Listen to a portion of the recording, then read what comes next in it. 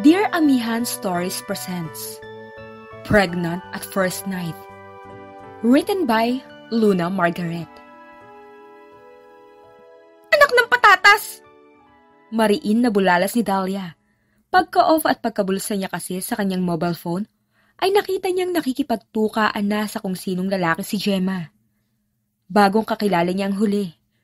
Kapares niya ay naimbitahan nito ng misteryosong sponsor na nag-imbita sa kanila sa Rip and Sew Bar dahil 30th birthday nilang tatlo. Kalaunan ay napag-alaman na nila na kapwa pala sila mga 30 na at mga birhen pa. Magnanakaw raw pero mukhang siya nga tong nagnakaw ng halik sa pobre. Bubulong-bulong pa niyang sabi sa sarili. Nasipat niya ang suot na relo. Talagang tinutuo ng mga katukayo ang crazy pack nila. Si Maria Gemma ang siyang nagpasimuno ng kasunduan. May isa pang kasali sa agreement nila, si Maria Elena. Sa kanilang tatlo kung sino pa ang conservative, ay siya pang naunang makatupad sa kasunduan nila. Simple lang naman ang kasunduan pero mahirap gawin. Kailangan nilang makatikim ng luto ng Diyos at magkaanak sa gabing yun. Alam niyang weird pero sa tulad nilang parang nalipasan na ng panahon, ay hindi na rin masama. Pare-pareho pa silang gusto lang magkaanak at ayaw magkaasawa. Isa pang anak ng patatas. Muling ani niya sa tonong puno ng disappointment. Isang hakbang pa lang kasi ang nagagawa niya para sana pumasok ulit sa loob ng bar, ay tunay na bakbakan naman ang nasaksihan niya. Gumulong na tila bola ang isang lalaki. Sinipa ba naman na kung sinong di hamak na mas malaki ang katawan dito? Mga ganitong lalaki ang masayang padapain hanggang sa magmakaawa na itayong muli ang bandera ng pagkalalaki nila. Mga lampa. Aniya sa sarili. Samantala ay hindi pa natakot si Triton nang ganun sa buong buhay niya. Kung sa bagay, ngayon lang din naman nangyari sa kanya ang kamalasan na yon. Ngayon lang din siya nasipa ng ganun katindi sa tanang buhay niya. Nagkandagulong nga siya ng 2 ikot sa malamig na semento. Magmamatigas ka ba talaga? O gusto mo talaga masaktan pa? Mariin at animo may patagong tanong sa kanya ng holdupper. Bibigay ko na ang lahat ng gamit ko sa inyo. Nakikiusap akong wag nang singsing na to. Pamana kasi sa akin to ng lolo ko. Natigil na ang kanyang sinasabi. Tinadyakan na naman kasi siya sa sikmura ng isa sa 2 holdupper. Wala akong pakialam kahit sino pang Herodes ang nagbigay sa inyan. Ang intindihin mo, ang matitikman mong lintik ka kapag hindi mo sinunod ang gusto ko. Brad, tama na yan. Marami-rami naman na tayong nakuha. Tara na, bago pa tayo madaanan ng parak. Aya rito na kasama. Nasa palad nito ang susi ng RAV4 hybrid niya. Ang masaklap lang, pinakamura na nga ang dala niyang sasakyan ay saka pa siya na hold up. Sandali! May mamahaling sigsing pa to! Timbre pa nito sa kasama. Tinitigan muna siya ng lalaking sumipa sa kanya. Kanda atras naman siya at malakas ang kanyang pakiramdam, natatadyakan na naman siya nito bago siya iwan na nakalugmok doon. Kung may pagpapasalamat man siya sa mga oras na yon, ay ang kawalan ng sapat na armas na mga holdupper na siguradong uutas sa kanya. Ora mismo. Pasensya na, hindi ko talaga mabibigay ito. Pakikipagtawaran pa niya rito.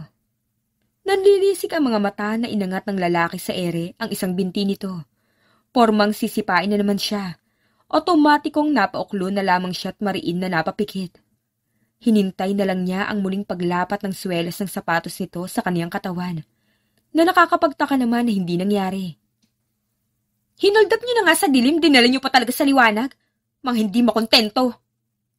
Gigil na sabi ng isang babae.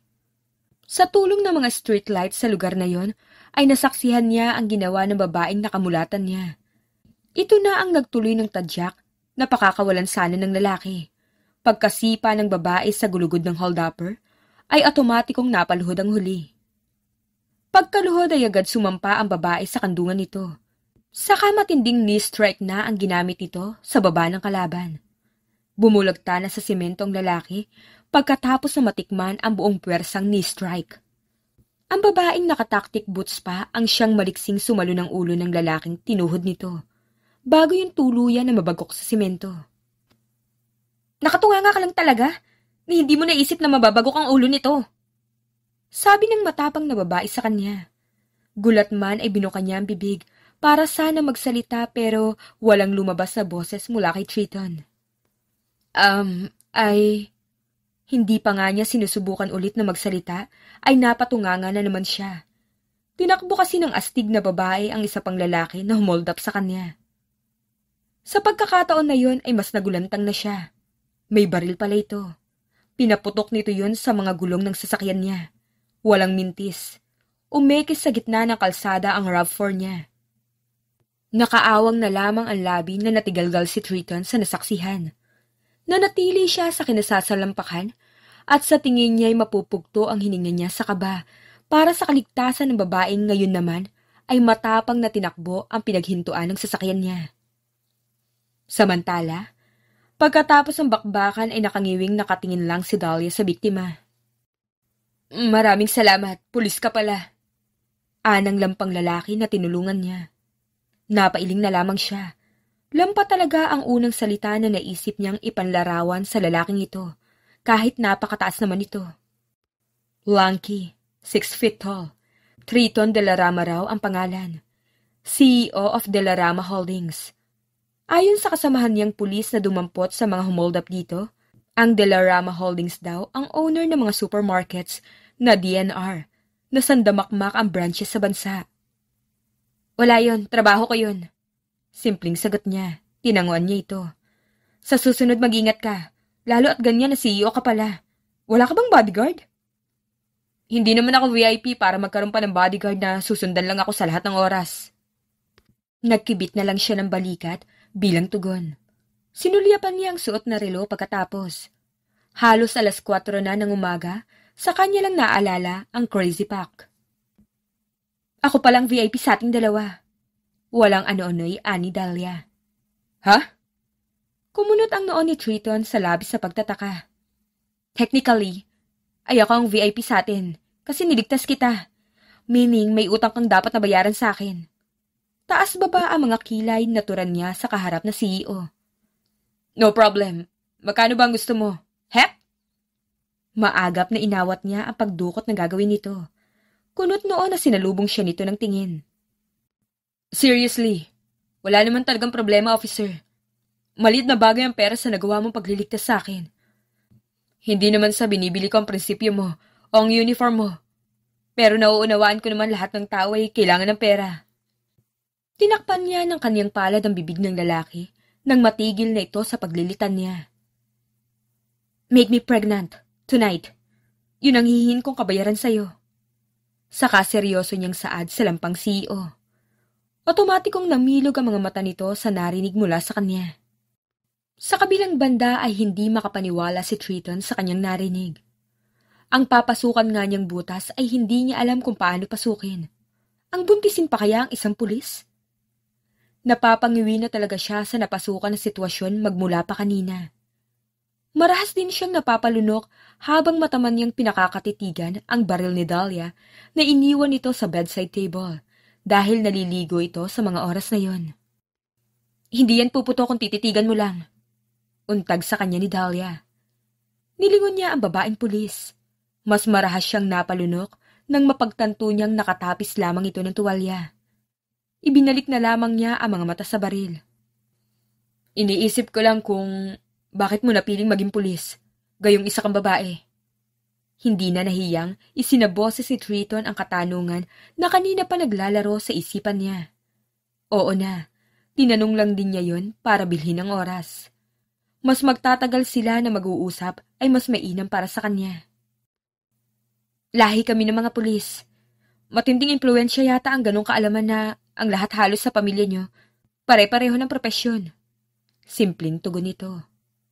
Inalis ng dalaga ang towel na nakapulupot sa ulo. Pinunas nito yon sa gupit lalaki nitong buhok.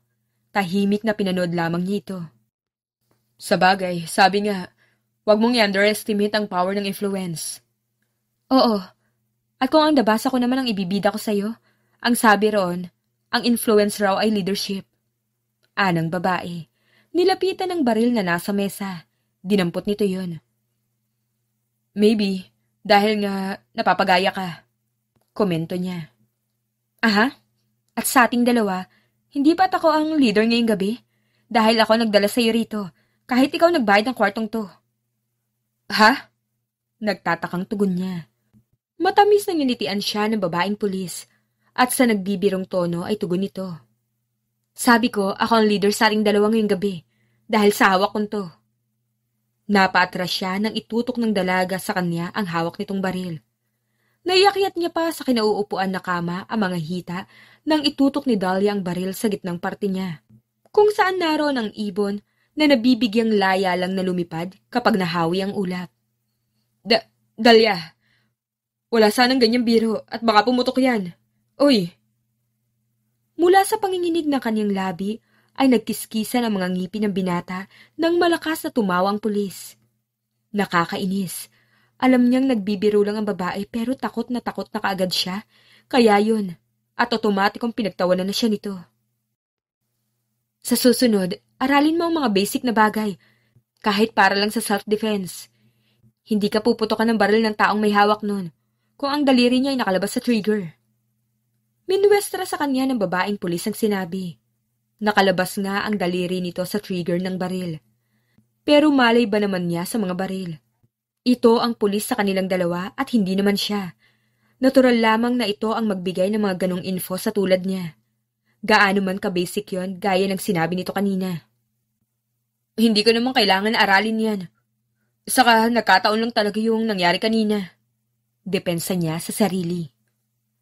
Yun na nga, hindi mo masasabi ang mga pangyayari. Hindi ako naniniwala na meaningless ang bawat pangyayari sa buhay natin. Mas naniniwala akong nangyari ang kanina dahil nakatakda na magkakilala tayong dalawa.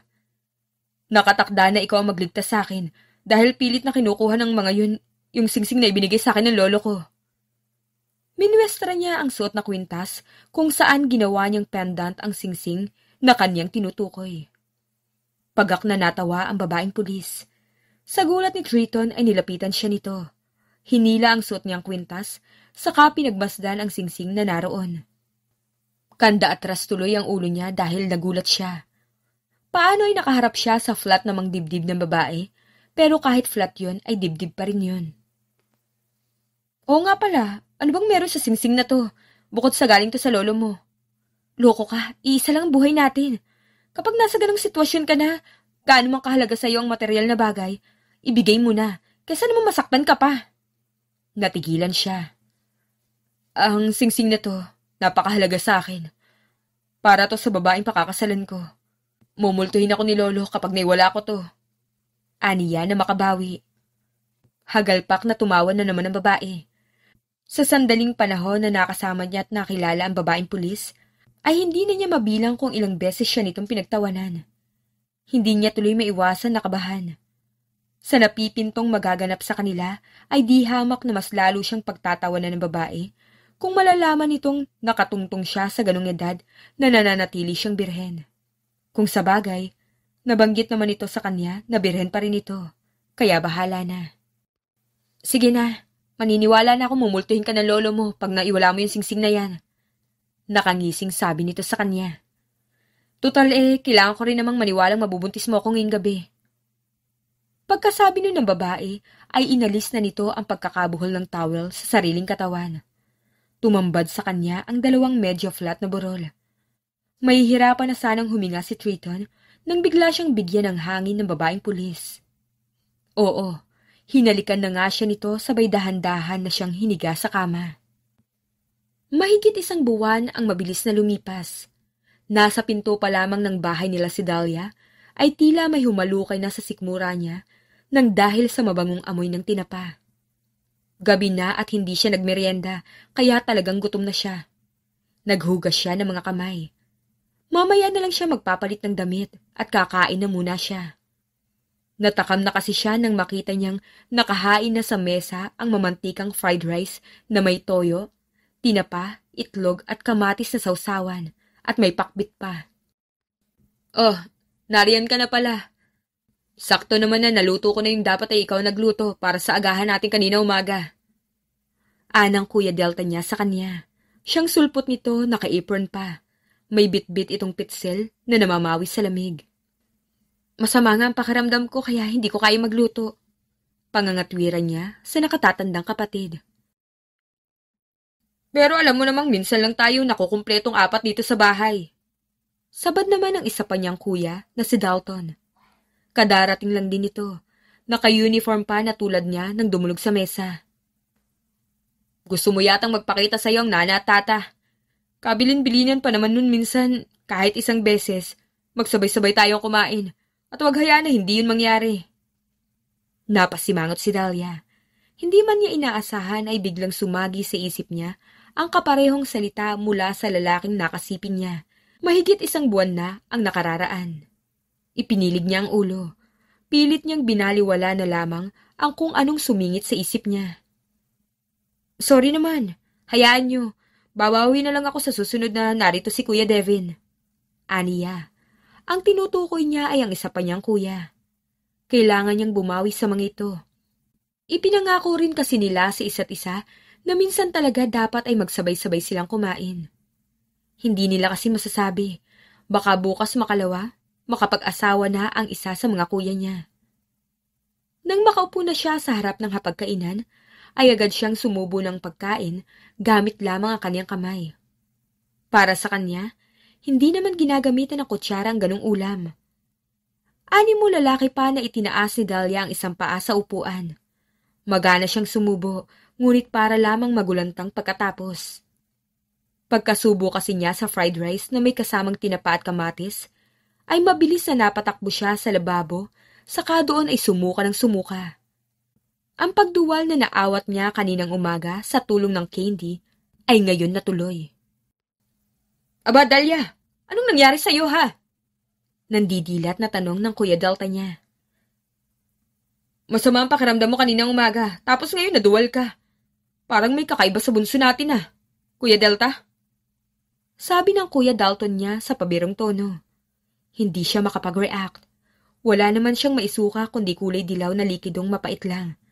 Pero ewan ba niya kung bakit ayaw tumigil ng sikmura niya sa pagbaliktad. Kung tutuusin naman ay wala siyang nalasahan sa isinubo. Nakapagtataka lang at sarap na sarap siya sa amoy ng tinapa kanina. Sinimulan na rin niyang magkwenta ng huling dalaw niya sa kanyang isipan. Mga kapatid, alam niyo bang may bisita tayo? Biglang singit ng boses ng isa niya pang kuya na si Devin. Nakakapagtaka na naroon na ito, gayong ang alam niya ay mamaya pang 11:00 ang tapos ng duty nito. Pero wala siya sa wisyo para alamin ang dahilan at kung sino ang bisitang sinasabi nito. Nasusuka pa kasi siya. May pakiramdam siyang manghihina siyang lalo kung hindi niya na ilalabas ang mapait na likidong yon. Ilang araw na ako nagsususpetsya sa kotse nito eh. Pikot-ikot sa harapan ng bahay natin. Kung hindi nga lang magandang klase ang kotse, at kung hindi lang mabubutas ang katawan nito sa mga bala ng baril ng mga nakatira sa bahay natin, iisipin ko ng akyat bahay to. Pagbibida pa ng Kuya Devin niya. Ano naman ang aakyatin sa bahay na ang baitang ng hagdan ay aapat? Corny na joke ng Kuya Dalton niya. 4 lang talaga ang baitang ng hagdan sa loob ng bahay nila dahil bunggalo lamang yon. Pagpasok ay munting living room na. May dibisyon na kortina at counter na maliit para sa kusina at dining area. Ang 4 na baitang ay tumutumbok naman sa mga kwarto nila. Mula sa living room ay tanaw na kaagad. Sino ba yan? Tanong ng Kuya Delta niya. Imbis na sumagot ang Kuya Devin niya, ay nanlaki na ang mga mata ni Dahlia. 3 kalalakihan ang pumasok sa bahay nila. May bit-bit na grocery sa mga ito na may tatak ng supermarket na nakilala niya. D&R Supermarket. Yun ang supermarket kung saan CEO ang tatay ng pinagbubuntis niya. Teka, buntis nga ba ako? Tanong niya sa isip. Baka mamaya filingera lang ako at acid reflux lang to. Hi officer, good evening. Si Triton yun. Tila mas bumaliktad pa ang kanyang sikmura nang makita niyang nagkakagulo na ang mga kuya niya at nagkakaisa na ang mga ito sa mga alak na nasa loob ng supot ng DNR. Dinala ko talaga ang mga yan para sa inyo. Ani ulit ni Triton. Okay ka lang ba? Nakatikim ng matalim na tingin mula sa kanya ang CEO. Mukha ba akong okay? Ngumiti ang lalaki. Nagmadali itong lumapit sa isang supot na bitbit nito. Yung supot na hindi binigyan ng pansin ng mga kuya niya. May kinuha roon si Triton. Ilang saglit ay binalikan na siya. Eto, makakatulong ang essential oil na to sa nararamdaman mo. Singhutin mo. Okay yan sa buntis kasi eucalyptus naman. Walang salitang tinanggap niya ang essential oil. Hindi ako makakain. Gutom na ako pero hindi ako makakain. Parang batang aniya. Pagak na natawa si Triton. Ganyan talaga because you're pregnant. Tipid na tumango si Dahlia. Of course she is. Masyado na silang matanda para hindi malaman na buntis siya. At matanda na rin sila para ikagulat pa ang bagay na yon.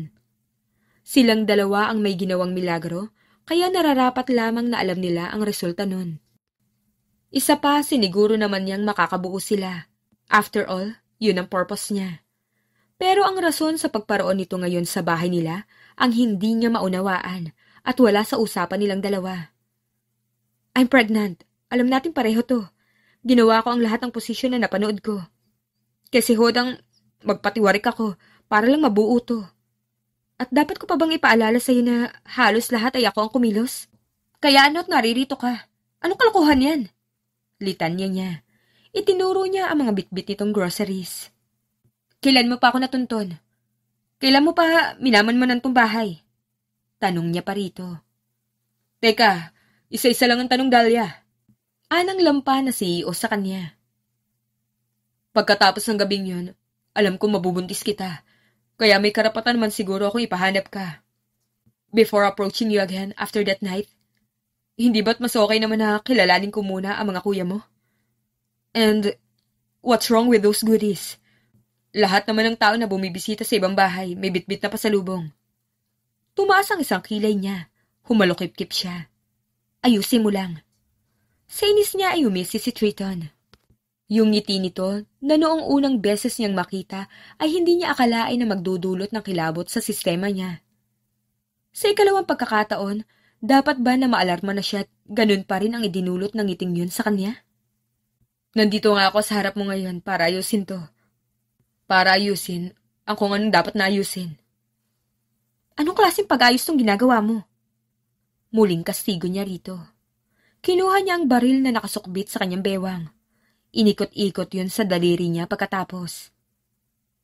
Siguraduhin mo lang na matutuwa ako sa sagot mo, Tristan Tyron. Binantaan na nga niya ay akalain ba naman niyang mas lalawak pa ang nakakakilabot ng mga ngiti nito. Grabe! Inalam mo pa talaga ang tunay kong pangalan? Hindi makapaniwalang bulalas ng lalaki. Huwag kang filingero ha. Natural na malaman ko ang full name mo at may record ka sa presinto. Oo nga pala, hindi na bale.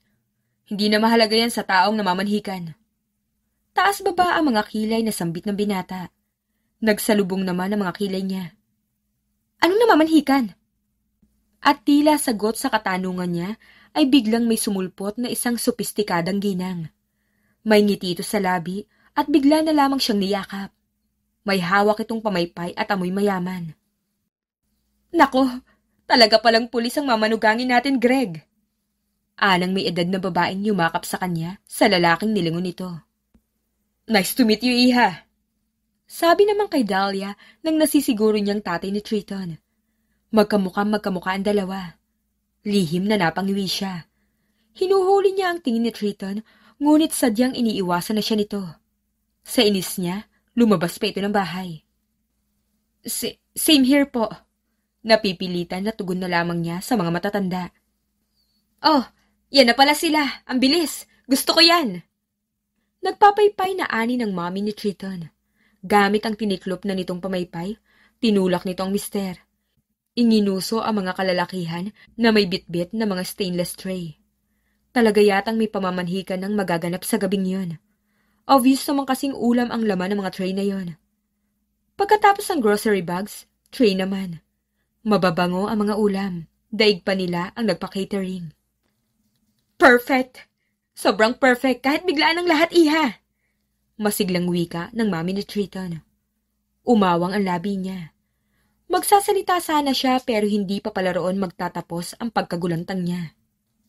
Maya-maya lamang kasi, Matapos na nag-thumbs up sa kanya ang Kuya Devonye, binulungan nito ang dalawa niya pang kuya. Naguguluhan man siya ay hindi niya naman makuhang magtanong. Imposible siyang makapagtanong o makapagsalita man lang. Ang nanay kasi ni Triton, daig pa ang nakakita ng manika. Hinaplos-haplos nito ang ulo't braso niya. Hindi na niya alam kung sino sa kanilang dalawa ang naglilihi. Halika na, iha. Saan ba ang banyo niyo? Tanong ng mami ni Triton sa kanya. Itinuro naman niya rito ang banyo sa pag-aakalang makikigamit ito nun. Sa gulat na naman niya ay inakay siya nito papunta roon dahil aayusan daw siya nito. Kinaumagahan. Hindi pa man nagiinit ang mga mata ni Dahlia na nakatitig sa kisame ng kanyang kwarto, ay mariin na napapikit na siya at napakamot sa sariling leeg. Naalala kasi niya ang mga nangyari kagabi. Pinikot siya ni Triton. Kung paanong nangyari pati ang alkalde ng lungsod ay naging panauhin nila kagabi, ay hindi niya halos maisip. Anak ng tipaklong! Bulalas niya. Nang hilahin kasi niya ang mahabang unan na nakaugalian na niyang yakapin, ay may ibang taong nakayakap doon. Buwisit tong lalaking to. Lalampa-lampa pero mapapakasalan ako sa mabilisan na paraan. Bulong niya sa nabungaran na mukha ni Triton. Himbing pang natutulog ang fiancé niya. Hindi niya mapigilan ang mapailing kapag naiisip ang salitang fiancé. Naaalala niya pa na sa sobrang kalasingan ni Triton at ng mga kuya niya kagabi ay itinulak ng mga loko-loko niyang kuya ang kanyang butihing fiancé, papasok sa kanyang kwarto. Pinatulog ng 3 barako ang lalaking lampa sa kwarto niya. Sa katwiran na suot naman na raw niya ang singsing na nagpapatunay na isa sa mga araw na ito ay ikakasal na sila ni Triton. Botong-boto sa huli ang 3 itlog. Nagbuntong hininga siya habang pinagmamasdan sa ere ang palad. Naroon nga sa palasingsingan niya ang singsing na pruweba ng mga kalokohan ni Triton kagabi. Kumikinang ang mga bato roon na tila inaasar pa siya. Yun ang singsing na ayaw nitong ibigay sa mga holdupper, maging kapalit man ay buhay nito. Matapos sa pagmasdan ang suot na singsing, ay binalingan ulit niya ang tulog na si Triton. Pinaningkitan niya ito ng mga mata kahit hindi naman siya nakikita nito. Akala mo naman talaga, makakatagal ka makasama ako. Hoy, FYI, ang mga kuya ko nga sinukuan ako no. Parang bata na nakalabi niyang pagkausap sa tulog na lalaki. Ewan ba niya, magmula nang may maganap sa kanila ng lalaking ito, noong partikular na gabing yun, mayroon siyang ibang pakiramdam na parabang na-invest niya rito. Kinakabahan siya na baka sa dulo ng lahat ng yun ay lumago ang kung anong kakatuwang pakiramdam na yun. Nasa ganung isipin siya nang kumunot ang kanyang noo sa pagtataka. Habang minamasdan kasi niya ang tulog na lalaki, ay may namataan siyang tila pasa sa bandang panga nito. Good morning, my hot policewoman fiancé. Bakit ang lapit mo? Bibigyan mo ba ako ng morning kiss?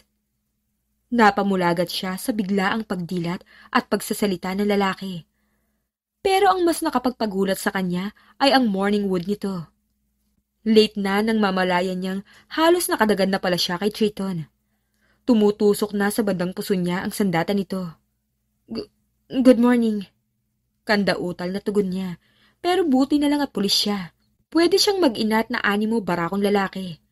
Pwedeng-pwede rin niyang idahilan kay Triton na ang pinagdaanan niya sa training nila ang nagpalakas sa kanya. Kaya sa ginawa niyang pag-iinat ay nahulog ito sa kama. Sa kabilang banda, hindi malaman ni Triton kung paano maiibsan ang sakit ng kanyang pangupo nang bumagsak siya sa sahig. Ouch! Daing niya. Ano ka ba naman? Nag-inat ka lang, inihulog mo pa ako. Lukot ang ilong na reklamo niya kay Dahlia. Alam niyang sinadya nito ang ginawa. Sorry naman. Nasanay akong walang katabi sa kama. Kung bakit naman kasi pumayag ka matulog dito. Ang dami namang kwarto ng mga kuya ko. Baliwalang sagot ng babae. Kahit naman tinabihan kita sa pagtulog, wala naman akong ginawa sa iyo ha. Nagpaka-gentleman naman ako. Katwiran niya. Tumayo na siya. Bumangon na rin kasi si Dahlia at otomatiko niya itong inalalayan. Ngunit tinabig lang ng babaeng palad niya. Buntis lang ako, hindi pa ako inutil. Anito sa kanya. Grabe ka naman. Aalalayan ka lang naman. Ganun naman ang mga gawain ng gentleman. Nakangiting sabi niya, imbis na mapikon. Whatever. Ba't naman ganyan ka kasungit, Dahlia? May problema ba? Do you really have to ask? Asik sa kanya ng babae. Posible kayang naglilihi na ito, kaya galit agad sa kanya? Marahan siyang tumawa. Kinamot niya ang ulo kahit walang makatiroon. Oo nga pala, buntis ka nga pala kaya ganyan ka kasungit. Hindi niya alam kung may mali ba sa sinabi niya. Nakakuha kasi siya ng matalim na tingin mula rito. Nang hindi naman ito kumibo at tinalikuran na siya, hinayaan na lamang niya itong makaalis. Nanatili na lamang siya sa likuran nito. May gusto ka bang ulamin for breakfast? Tanong niya nang abutan niyang may hinahanap na kung ano si Dahlia sa kitchen cupboard. Hindi naman tumugon ng babae. Dinampot lang nito ang paminta. Kumuha rin ito sa fridge ng sibuyas at 2 itlog. Akma sanang pipihitin na niya ang kalan na magsalita ito. Huwag mo nang pakalamanan yan. Ako na bahala dyan. Nagtama ang kanilang mga mata. Tutulungan lang sana kita. Giit niya. Kasasabi ko lang kanina, diba? Buntis ako at hindi inutil kaya pwede ba, Triton? Leave me alone here. Pagsusungit na naman ito sa kanya. Itinaas niya ang 2 palad tanda ng pagsuko. Okay, sabi mo eh. Kahit ganun ang ibinigay niyang reaksyon sa pagpapaalis sa kanya ni Dahlia, nanatili pa rin siya ng ilang saglit doon. Tinulungan niya pa rin ang babae hanggang sa makapagsalang na ito ng itlog sa mainit na kawali. Lihim siyang nagpasalamat nang hindi na ito nagreklamo pa. Tumalikod na siya nang patayin na nito ang kalan. Aalis na ako. Nasa sala lang ako kapag kailangan mo ko. Ayusin ko rin ang kotse para maihatid na kita. Aniya sa babae. Naibili na sa kanya ng kuya nitong si Delta na ihatid ito dahil mauunang pumasok ang mga kuya nito. Wala siyang nakuhang tugon mula rito. Muli ay humakbang siya paalis, ngunit hindi pa man siya halos nakakalayo ay narinig na niya ang nagmamadaling yabag ni Dahlia. Maya-maya pa ay sumuka na ito sa lababo. Paghilot na lamang sa likod nito ang nagawa niya.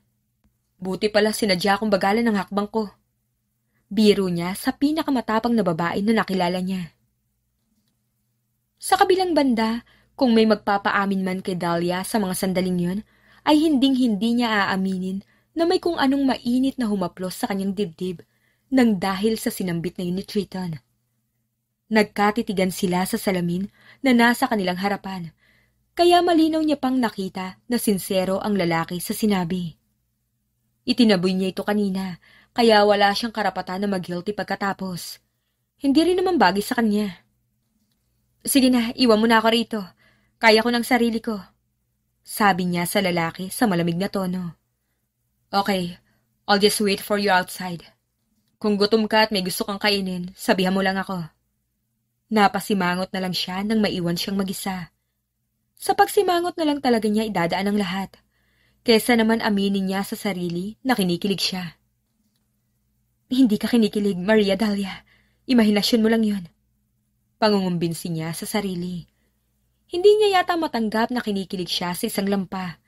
O baka naman hindi lang niya gustong tanggapin na nagugustuhan niya ang pakiramdam na may willing pala na mag-alaga sa kanya at mag-alala bukod sa mga kuya niya. Habang nasa biyahe papasok sa trabaho, ay hindi niya maiwasang mainis sa lalaki dahil ang dami nitong tanong. Sure ka ba na wala kang gustong kainin? Sure ka ba na kaya mo pumasok? Okay lang ba ang pakiramdam mo? Sunod-sunod na tanong ng lalaki. Hindi na siya nakatiis. Tinapunan na niya ng matalim na tingin si Triton. Nakaharap na sa manibela ang lalaki at lahat ay nakakuha pa talaga magsalita at lingunin siya. Kada pinapahinto tayo ng traffic lights, tinatanong mo yan. Kung hindi mo napupuna, aba ako punang-puna ko, Triton. Panunuplan niya sa lalaki. Pagkakitong tumawa. Pasensya na. Kapakanan mo lang naman ang iniisip ko. She rolled her eyes. Okay lang ako. Inis niyang sabi rito. Masyado akong malakas para alalahan na katulad mo. Naisa na niyang idagdag pa, ngunit pinili na lamang niyang manahimik. Minsan kasi sa sobrang kaprangkahan niya, ay may nakakasamaan siya ng loob. Okay, if you say so. Kinuha na lamang niya ang cellphone. Ngayon lang kasi nangyari na hindi siya kinakamusta ng mga kuya niya. Alam naman ng mga ito na papasok siya. May mga pagkakataon naman na nagigising siyang mag-isa na lamang siya sa bahay. Ngunit tumatawag naman ang mga kuya niya sa kanya para kamustahin siya. Imposibleng makalimutan siya ng mga ito. Hello, kamusta? Sarkastikong bungad ni Dahlia sa tatlo niyang kuya. Nasa isang group chat sila sa Messenger. Baby D! Hi, wow! Mukhang dekotse ka ngayon ah! Masiglang sabi ng Kuya Devin niya. Nice, bunso. Iba pala ang aura mo kapag sa kotse ka nakasakay kumpara sa motor. Pagbibiro naman ng Kuya Dalton niya. Exaggerated na sumimangot lang siya. Lahat kayo nakapasok na, pero nakakatampo na hindi niyo ako chinek today. Nakalabi niyang sabi sa tatlo. Tumawa sina Devin at Dalton. Dahlia, buti naman at nagpahatid ka kay Triton. Alam mo namang matagal na akong hindi kampante sa tuwing sakay ka ng Ducati mo. Kay babae mong tao, yun pa ang napili mong service. Nalukot ang ilong niya. Ang layo kasi ng isinagot sa kanya ng Kuya Delta niya. Yan talagang ibubungad mo sa tawag ko, Kuya Delt? Seryoso ka? Ngayon mo lang ako hindi tinanong kung anong inalmusal ko, ah. Nanghihinampo niyang sabi rito. Hayon na naman ang tawanan ni na Devin at Dalton. Sige na, busy ako rito. Bigla ang paninikip ng dibdib ni Dahlia nang kusang umalis sa pagkakakonekta sa video call ang Kuya Delta niya. Niwala man lang ang nabanggit na, Faker, baby D, we love you. Kahit yun man lang sana para mabawasan man lang ang pagtatampo niya rito. Shucks, ganun ba talaga ka-emotional ang mga buntis? Mas nanikip pa nga ang dibdib niya nang mapagtanto niyang hindi siya makaiyak dahil may audience siya sa loob ng kotse. Buti na lang ay natanaw na niya ang headquarters kung saan siya nagjo-duty. Nang ihimpil ni Trito ng kotse, ay nawalan siya ng gana na buksan ang pinto nun para sa kanyang sarili. Hinayaan niya ang lalaki na pagbuksan siya. Pagkahimpil ng sasakyan ay nagmamadali na itong pumakabila sa pintuan na bababaan niya. At pinagbuksan siya ng pinto na animo siya prinsesa. Have a great day. Dinadma niya lang ang sinabing niya ng lalaki. Nilagpasan na niya ito. Ingat, baby D. Call kita later to check on you. Napahinto siya sa paglalakad. Tinawag kasi siyang baby D nito. Kunot noon niya itong nilingon. Mga kuya ko lang ang tumatawag sa akin yan, kahit naka-uniform ako. Malawak nang umiti ang lalaki. Itinuro nila sa akin na kung gusto kong gumanda ang timpla mo, tawagin kita ng ganun. May kung anong bagay na naman ang tumusok sa dibdib niya sa kaalaman na gusto ng lalaki na gumaan ang mood niya. Ah, talaga? Tipid na tinanguan siya nito. Ingat ha. Kapag tumawag ako mamaya, sagutin mo. Sinabi rin ba ng mga kuya ko sa'yo na wala akong tawag na sinasagot, kundi ang tawag lang nila? Natawa si Triton. Ganun na nga, tama ka. Kung ganun pala, bigyan mo ako ng rason kung bakit dapat kong sagutin ang tawag mo. Pagtataray pa rin niya. Dahil fiancé mo na ako. Dahil magwa-worry ako kapag hindi ka sumagot. Dahil gusto kong alagaan ka. Sandali siyang tumitig sa mga mata ng lalaki. Yun ang mga magagandang mata na matiim niyang pinagmasdan. Habang kapwa nila kinakapa ang kilos ng bawat isa nung gabing pareho silang walang idea sa kanilang napagkasunduan na gawin. Ang particular na gabing yon na nagbunga ng bata na inaasam niya. Talaga lang ha?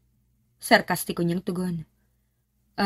Pwede rin palang dahil ako ang inappoint ng mga kuya mo na makakasama mo sa loob ng isang linggo na pagbabakasyon nila sa El Nido.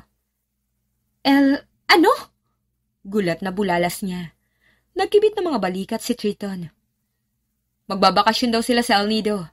Hindi raw nila nagagawa yun kasi walang maiiwan sa'yo. Hindi ka naman raw sasama sa ganong kalayong lugar. Mahiluhin ka raw kasi. Di lalo na ngayong buntis ka. After duty, diretso na sila sa El Nido by the way. So you mean mag-El Nido sila nang hindi sinasabi sa akin? Yap. Hindi ka rin naman daw papayag kung magpapaalam pa sila. Sumingasing si Dahlia. Pagkuway parang bata na hinugot na naman ang mobile phone mula sa kanyang bulsa. Nang subukan niyang kumunektang muli sa mga kapatid, ay nabigo na siya sa pagkakataong yun. Nakapag-send na ako ng message sa kanila na nasa headquarters na tayo. Yun ang signal na malalaman mo nang pumunta silang El Nido. Kaya malabo na nilang sagutin ang tawag mo. Sabi pa ng buwisit na lalaki. Huwag mo sabihin sa akin na may GC din kayo. Pangangastigo niya rito. Tumawa ang lalaki. Ganun na nga. Nagkiskisa ng mga ngipin niya. This is unfair! Medyo nga. Sang-ayon naman ito. Matapang ka naman. I think hindi mo na kailangan ng mga kuya mo.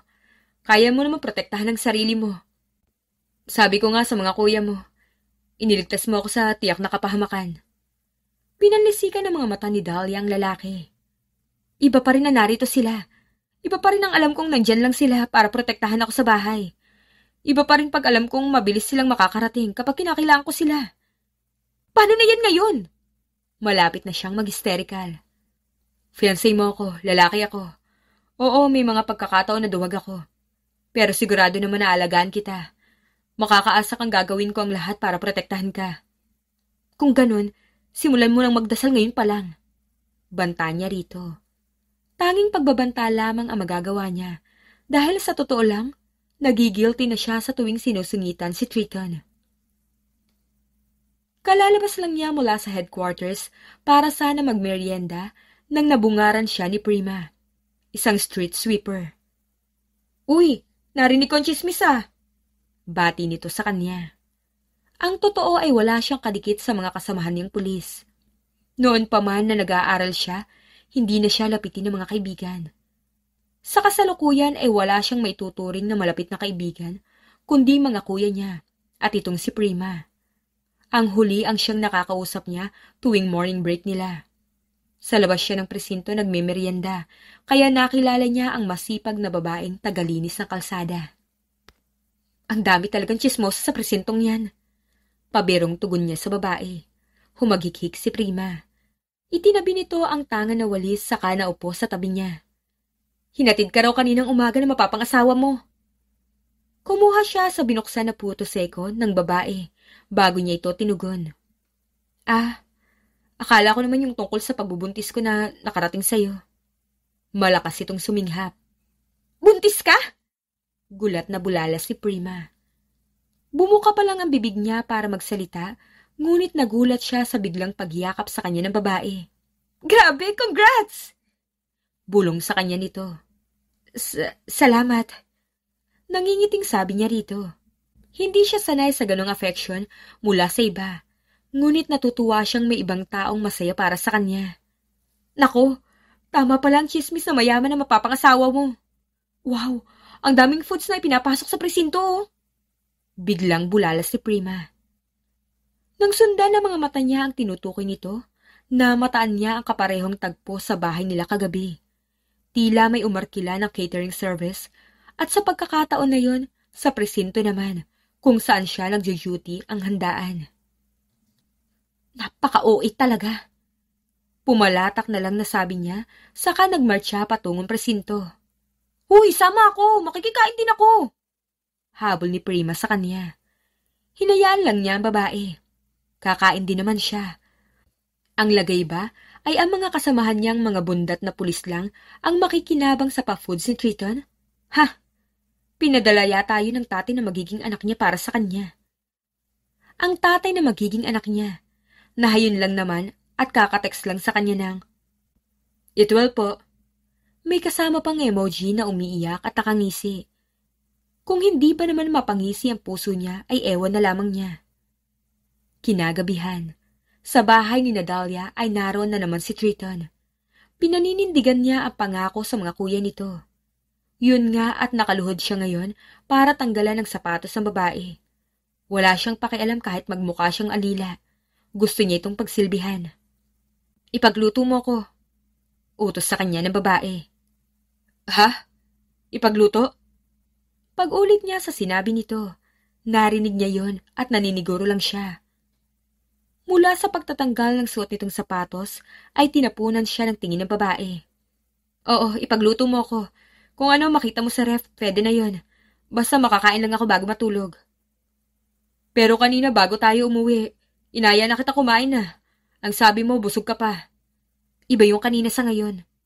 Tugon nito sa patamad na tono. Saka sabi ko naman kahit anong meron sa ref, diba? Ba't parang nagrereklamo ka? First task pa lang, reklamo na agad? Kandailing siya. Hindi naman sa ganun. Alanganin niyang wika. Naalala niya bigla ang banta ng dalaga sa kanya. Simulan na raw niyang magdasal. Hindi naman pala eh. Kilos na! Masamang magutom ang anak mo. Sabi pa nito. Sa sinabi nito ay may pagmamadaling inangat niya ang mga manggas ng suot na long sleeves hanggang sa kanyang mga siko.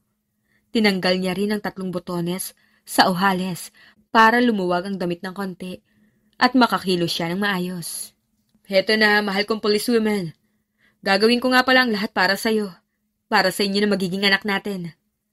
Napakamot sa sariling batok si Triton. Nang buksan niya kasi ang fridge, wala naman siyang maaaring mailuto roon. Dinukot niya ang kanyang mobile phone at agad siyang kumonekta sa mami niya. Mom, help me. Ano ba ang pinakamadaling lutuin sa mga nandito? Iniharap niya ang screen ng phone sa loob ng ref. Itlog, iho! Mami naman patawa. Tumawa ang mami niya sa kabilang linya.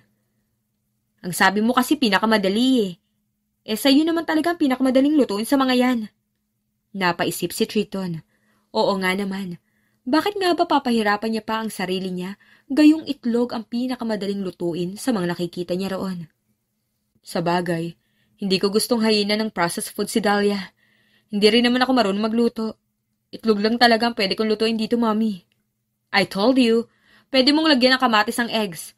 Pwede rin namang onion. Pero sa tomatoes ka na lang at masela ng mga buntis. Matapang ang amoy ng onion, son. Alright. Tumatango niya pang sabi sa ina. Maya-maya lamang ay nagpaalam na siya rito. Ang bango naman.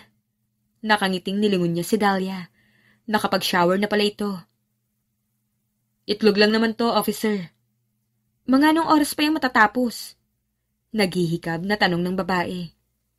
Sandali lang naman to. Kumukulo na rin naman ang 2 takal ng bigas na sinala ko sa rice cooker. Ito. Tapos na. Natigilang sabi niya. Sa muling paglingon niya kasi ay natutulog na ang dalaga sa mesa. Nilapag lang niya ang scrambled egg. Saka hinawi ang maiksing buhok nitong tumakip sa mukha nito ang ilang hibla. Ay, ang daya mo naman Tinulugan mo lang ang niluto ko. Nag-effort pa naman ako, kahit pagod ako ngayon sa dami ng trabaho. Natambakan po kasi ako ng trabaho dahil parating nasa iyo ang isip ko. Pagkausap niya sa tulog na babae. Muli niyang dinukot ang mobile phone, pero sa pagkakataon na yon ay upang kuhanan ng litrato si Dahlia habang tulog ito. Gagawin niya yung wallpaper. Pagkuway tumayo siya at binuhat na ito.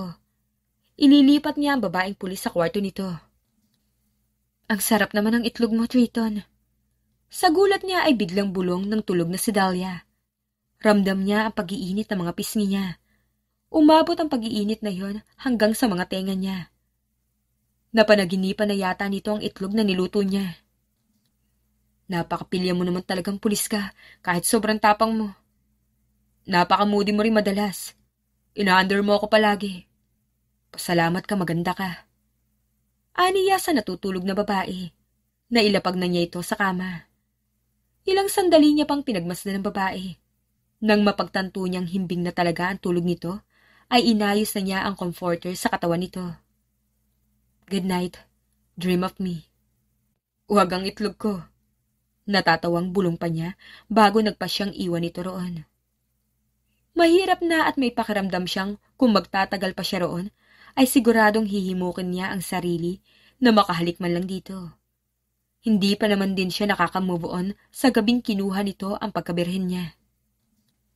Pagkalipas na mahigit 1 linggo, hindi pa rin bumabalik mula sa bakasyon ng mga kuya ni Dahlia. Kaya walang pagpipilian si Triton kundi ang pagbigyan ang lahat ng trip ng babae. Nakangiwi na siya sa disgusto, pero pinipilit pa rin niyang isubo ang kinakain. Kasalukuyan siyang pinapakain ni Dahlia ng instant noodles na may seaweed strip. Hindi naman sa hindi yung masarap, pero hindi yun para sa panlasa niya. Meron pang side dish na pagkalaking pusit. Pinabili yun ng buntis sa kanya bago magsara ang pamosong bilihan nun na matatagpuan sa Binondo, Manila. Ang cute mo talagang kumain, Triton. Parang masaya pang sabi ng babae. Sa pilitan ng ngiti lang ang isinagot niya rito. Sa kamalasan nga ay naglilihi ito at nagke-crave sa mga kung ano-ano. Ngunit sa kanya naman pinapakain sa dahilang cute raw siyang ngumuya at lumunok. Sana talaga paglabas ng baby natin kasing cute mo siyang ngumuya. Sabi pa nito. Napilitan ulit siyang ngumiti. Marahan din na pinisil ng babae ang pisngi niya. Hindi niya sigurado kung nakukyutan talaga sa kanya ito o gumaganti lamang. Ang 1 week kasi na nasabi niya ritong bakasyon ng mga kuya nito ay lumagpas na. Naasar nga siya.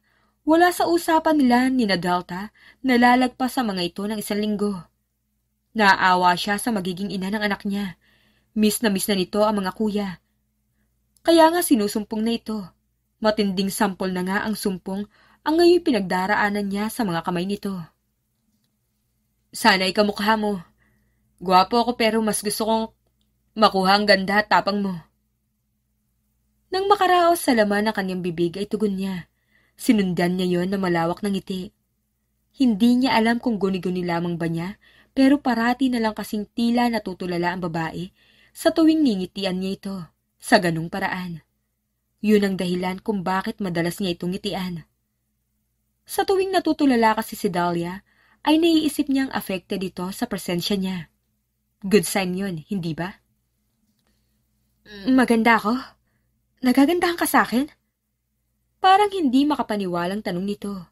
Natigilan siya at kumunot ang kanyang noo. Oo naman, bakit? May nagsabi ba sa'yo na pangit ka? Sa tingin ko nga parang mas gumanda ka ngayon kaysa nung una kitang makilala na lalaking-lalaking galawan mo. Ganun ba?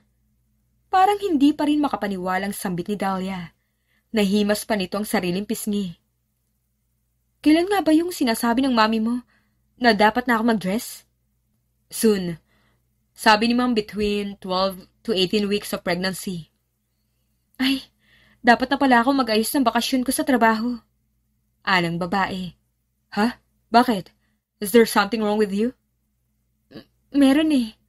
Napatayo siya. Ha? Ano yun? Dapat na ba kitang dalhin sa ospital?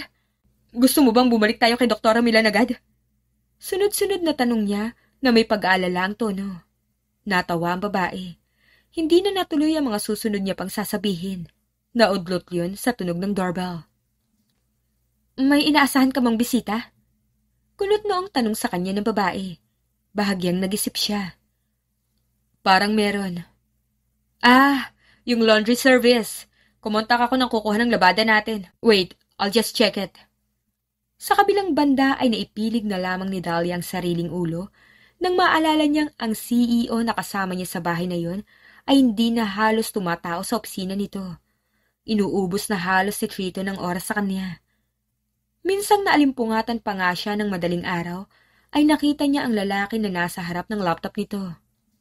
Siraulo talaga ng mga kuya niya. Ipinasa na siya kay Triton.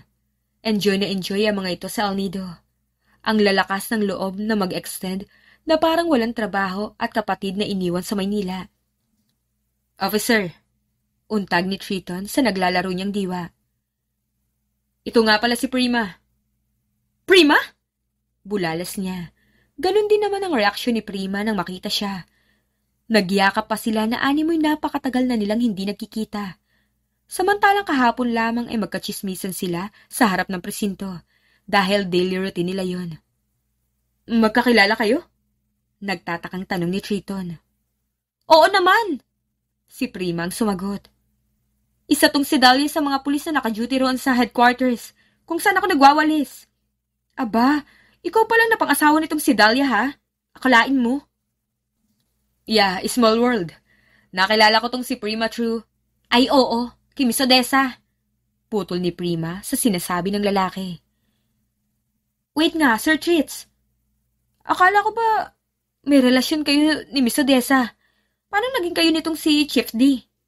Usisa pa ni Prima sa lalaki. Ano? Kanda-utal na tugon ng lalaki. Sino si Odessa? Tanong niya sa lalaki. Paano nga naman tayo nagkaroon ng relasyon? At paano nasa akin pang singsing na to kung may Odessa ka naman pala? Naniningkit ang mga matang tanong niya. Sa gilid ng kanyang mata ay natanaw niyang hahawakan sana siya ni Prima. Inangat niya ang isa niyang palad bilang pag-awat dito. Pinaglipat niya ang mga mata kina Triton at Prima bago walang salitang nag-walk out. Tuloy-tuloy siya sa hagdan. Huminto lang siya nang may maalala. Ubusin mo pa rin niya kinakain mo kahit hindi ako nakatingin. Utos niya kay Triton. Dinuro niya pa ito. Confused na tumango naman ang lalaki. Sure. Tipid na tugon nito. Si Prima ang sumunod niya binalingan. Hoy Prima, bantayan mo yan. Isumbong mo sa akin yan kapag nag-iwan ng pagkain sa plato. Ha? Sige. Tuliro na sagot ni Prima. Tumalikod na siya pagkatapos. Samantala ay halos matulig sina Triton at Prima sa ingay ng ibinagsak na pinto ni Dahlia. Sorry, Sir Tritz. Maagap na hinging paumanhin ni Prima nang maiwan sila doon ni Triton. Bumuga ng hangin si Triton. Ayos lang, susuyuin ko na lang siya. Sana lang hindi ako masyadong mahirapan. Ngunit ang sana ni Triton ay hindi naganap. Nang dahil lamang sa pagbanggit ni Prima ng tungkol kay Odessa, ay ilang araw na naging malamig sa kanya si Dahlia. Magkatabi pa rin naman sila sa pagtulog pero grabe palang magtampo ito. Niho ay wala talagang sinasabi. Kinakausap lang siya kapag may inuutos sa kanya. Kung may maganda siyang nakikita sa kabila ng lahat, yun ay suot pa rin ito ang singsing na alam nitong malaki ang papel sa pag-uugnay nilang dalawa. Shit, bakit hindi ko sila makontak? Napo-frustrate na aniya. Inis na ini-off niya ang telepono pagkatapos. Ilang ulit na niyang sinubukan na kontakin ang sino man sa mga kuya ni Dahlia, ngunit hindi niya makontak ang mga ito. Nakadagdag pa yun sa kanyang alalahanin. Bukod sa pagiging cold kasi ni Dahlia, ay dama niyang nalulungkot ito. Alam niyang hinahanap na nito ang presensya ng mga nakatatandang kapatid, kahit hindi ito magtanong. Ano ba ang trip nila? Hindi na naiwasan niyang tanong sa kawalan. Hindi siya maaaring mag-hire ng private investigator dahil nariyan lang naman ang mga kuya ni Dahlia. Mga nagsisipasok na nga sa presinto. Yun nga lang, hindi siya hinaharap. Ni kausapin man lang siya ay hindi ginagawa ng mga ito. Naguguluhan na siya sa ikinikilos sa mga ito. Hindi rin naman kasi niya magagawang iwanan si Dahlia. Kaya narito pa ang mga kuya nito o wala. Frustrated na nagpasya na lamang siyang katukin ng babae sa kwarto nito. Nag-research siya sa Google ng mga paraan kung paano suyuin ang isang babae dahil hindi pa talaga siya nagkaka-girlfriend. Sana lang ay effective itong last na gagawin niya. Ang ilan kasi sa nauna na niyang nasubukan na panunuyo ay pumalpak. Isa pa, in-stalk na rin niya ang social media account ng babae. Kahit paano ay may napala naman siya. At may nakuhang ilang impormasyon tungkol dito. Nahinto na siya sa pagsasalita. Hinahawakan niya palang kasi ang doorknob ay bumukas na yon. Namataan niya agad na wala roon ang babae. Sa likod bahay ay naroon si Dahlia. Fresh lemonade at adobong mani ang baon niya nang piliin niyang tumambay roon. May wooden bench doon. Kung hindi pa siya magbabakasyon sa trabaho, hindi niya pa ma-realize na matagal na pala siyang hindi tumatambay ron. Nakataas ang mga paa niya sa upuan. Ang kumot na galing sa mami ni Triton ay nakatalukbong sa kanya. Yun talaga ang napili niyang kumot dahil mahamog na. Baka lang kasi mas effective ang mamahaling kumot kaysa sa mumurahin. Nahimas niya ang sariling tiyan. Kahit naman malungkot siya ngayon ay hindi niya pababayaan ang anak niya. Ginusto niyang mabuo ang anak. Biyaya yun kahit sa pilitan ang paraan niya kung paano yun nakuha. Kumusta na kaya ang dalawang bruha? Tanong niya sa kawalan. Sayang at wala siyang kontak sa dalawang Maria, kina Gemma at Elena na kasama niya sa kasunduang yon. Usapang lasing na talagang pinanindigan nila. Napabuntong hininga siya. Mula sa pagtitig sa buwan at mga bituin na nakasaboy sa madilim na kalangitan, ay nilingon niya si Triton. Pulis ako, nakakalimot ka yata. Aniya sa lalaki. Ngumisi ito. Nagkamot sa sariling batok. Oo nga pala, wala rin palang saysay ang paglapit ko ng dahan-dahan para i-surprise ka sana. Kumuha si Dahlia ng isang piraso ng mani at pinukol ang lalaki. Sa pulto sa noo. Ouch! Pulis ka ngang talaga. Ang layo ko pa'y tinamaan mo pa rin ako sa noo ko. Ang OA mo kasi. Nakaismid na sabi niya. Ilabas mo na yung tinatago mo dyan. Beer ba yan? Tanong niya sa lalaki. Tiningala niya ito nang makalapit. Mahina siyang pinitik nito sa noo. Anong beer? Hoy, buntis. Bawal sa'yo ang beer. Kahit hindi ako buntis, bawal naman talaga. Alak nga ang dahilan kaya nakabuo tayong dalawa. Mulagat si Triton. Nakainom ka pa ng gabing yun? Gulat nitong bulalas. Konti lang. Grabe. Tipid na komento ng lalaki. Saka dahan-dahang inilabas ang nakatago sa likod nito. Orange Dahlia nga pala para sa'yo. Tinanggap niya yon. Orange Dahlia dahil? Dahil gusto kong ngumiti ka na. Sumisimbolo raw ang Orange Dahlia sa cheerfulness. Parang bata na tumangot-tango siya. Sabi nga rin nila, kaya raw yan ang ipinangalan sa akin ng nanay at tatay namin. Kaya lang, imbis sa cheerfulness ang ibinigay ko sa pamilya namin, naging kamalasan. Namatay kasi sa panganganak sa akin si nanay. Na-depress naman si tatay sa pagkawala niya. Kaya yun, malas. Pinag-cross ng lalaki ang mga braso nito. Sa tuwing nalulungkot ka ba, inaalala mo yan? Ano naman sa'yo? Pabalang na tugon niya. Huwag mong ugaliin yan, sabi ng lalaki. Hindi ka na kasi nag-iisa sa tuwing nalulungkot ka. Hindi naman ako malungkot. Hindi rin ako masaya. Sakto lang naman. Nasanay na lang ako nabanggitin ang tungkol sa sinapit ng kapalaran ng mga magulang ko. Kaya hindi ko sila nakilala habang lumalaki ako. Katwiran niya. Maswerte pala ako kung ganun. Sign na yan na komportable ka na sa akin. Kaya nakaikwento mo na yan sa akin. Iningusan niya ito. Maswerte ka naman talaga dahil mapapangasawa mo ko. Natawa ito at nilapitan siya. Inayos ito ang nakatakip na comforter sa ulo at buong katawan niya. I can be your human comforter tonight. Kung papayagan mo lang ako at kung hindi ka na nagseselos. Sino naman nagsabi sa'yo nagseselos ako ha? Karapatan ko magtanong dahil pinikot mo ako, no? Defensive niyang tugon. Malakas na natawa ang lalaki saka tumabi sa kanya. Kinuha pa nito ang palad niya at pinisil yun. Walang kami ni Odessa. Sinabi lang niya yun kay Prima dahil patay na patay siya sa akin.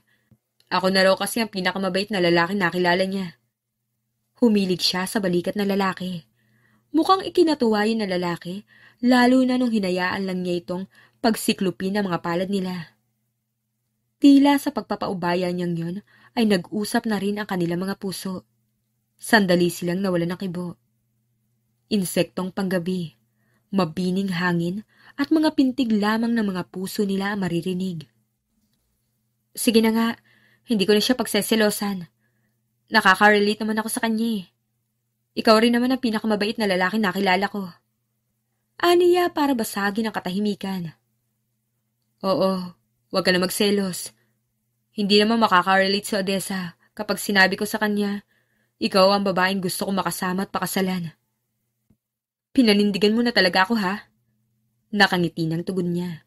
Dapat lang, ako po kasi ang tatay ng anak mo, officer. Walang sense na usapan, walang direktang aminan na namagitan sa kanila. Makalipas ang isang linggo ay napangiti si Triton nang makita ang post ni Dahlia sa social media. 14 weeks na si baby. Kailangan nang mag-dress ni Mami. Bumuntong hininga siya. Almost 1 week na rin pala mula nang lisanin niya ang bahay ng magkakapatid na pulis. Almost 1 week na rin siyang nagkakasya sa kakarampot na sineshare ni Dahlia sa social media accounts nito.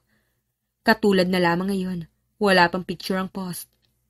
Pero hindi bale, picture naman ni Dahlia ang wallpaper ng mobile phone niya. Sir!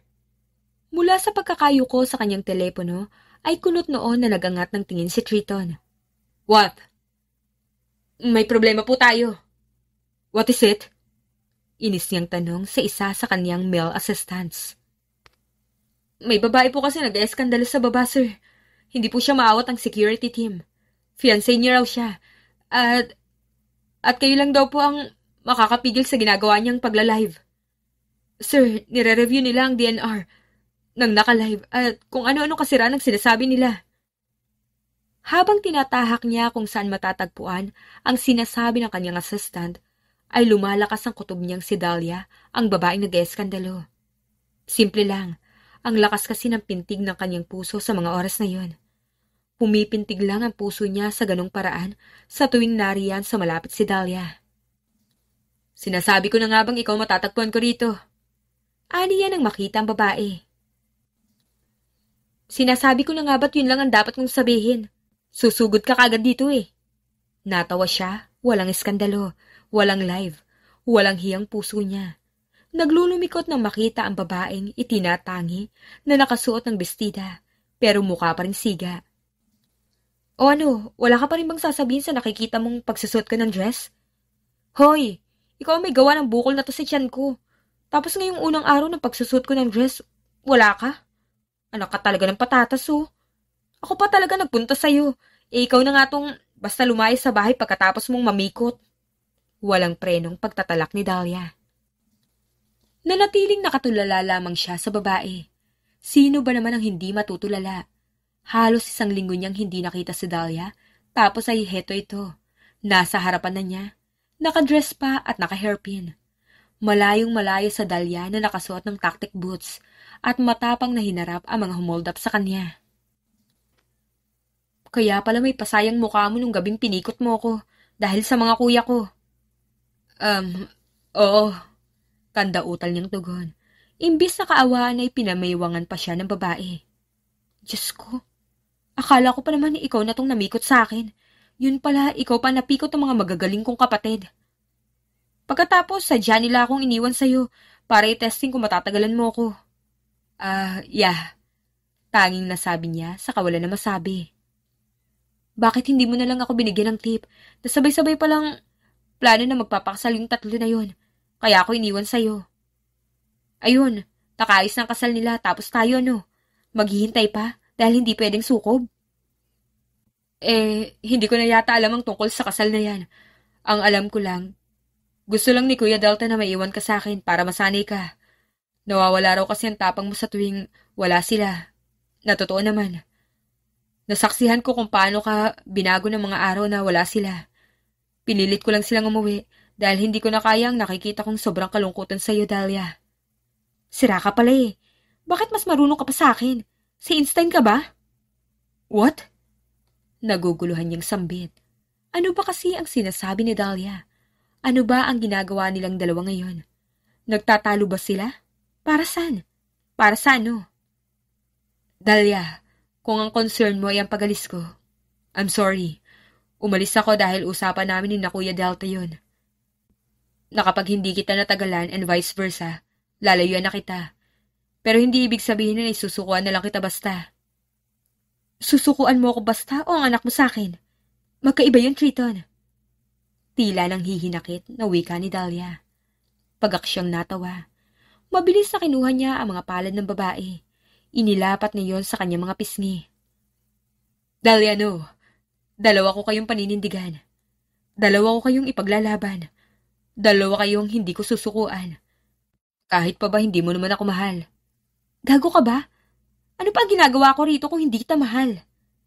Namilog ang mga mata niya.